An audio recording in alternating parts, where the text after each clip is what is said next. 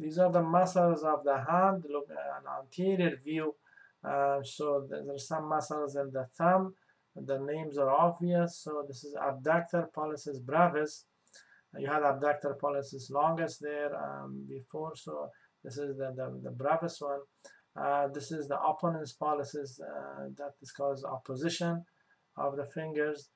This is flexor, pollicis, brevis, and this is called abductor, pollicis. So that's affecting the thumb. These are called the lumbricals. Okay, and these are the tendons. The tendons that are coming from the wrist muscle. So flexor digitorum.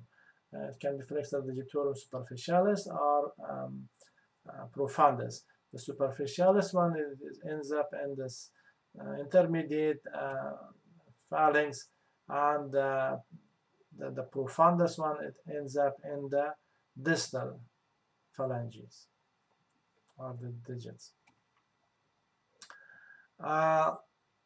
Here you have some muscles for the little finger. So you have abductor digiti minimi, you have the flexor digiti minimi brevis, and you have the opponens digiti minimi.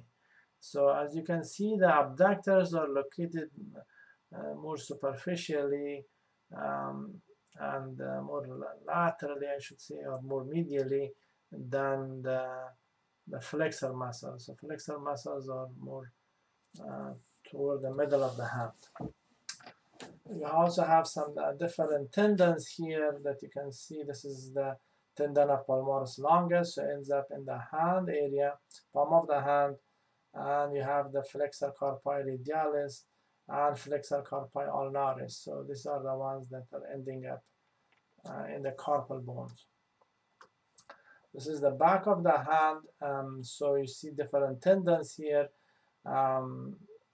These are the extensor digitorum, so going to all four fingers, and this one is going also to the extensor digiti minimi. Extensor indicis is also there. And these muscles that you see, these are called interossei. So this is interosseous is the interosseous is the singular form, and interossei is the plural form. You have a lot of different tendons here.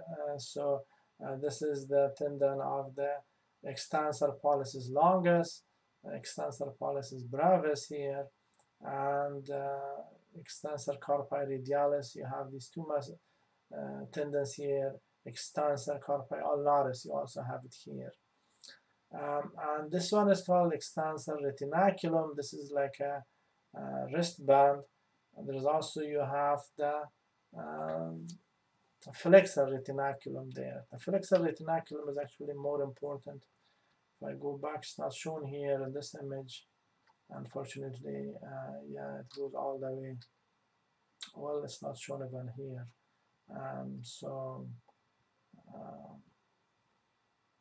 But it should be around this area, and it's really important.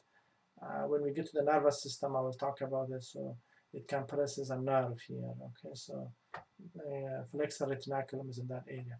It's actually partially shown here. This is partially. It's actually all the way from here to here. View. Okay. So again, this is the extensor retinaculum. So they have the superior one, and you have the inferior one. Some muscles that are there. This one is called extensor hallucis brevis, so called extension of the big toe, and this is the extensor hallucis longus, so it's coming from the leg. These ones that you see, this is like an oblique view. This is extensor digitorum brevis, these ones, and these ones that you see, these tendons are extensor digitorum longus. Okay.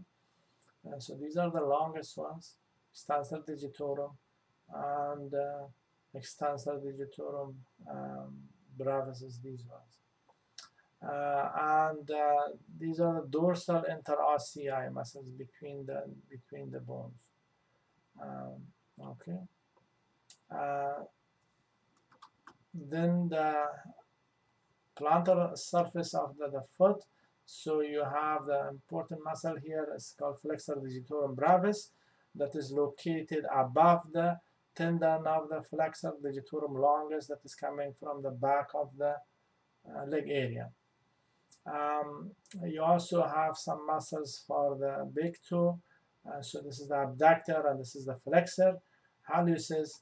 And for the small toe, you also have the flexor here and the abductor here for the digiti minimi.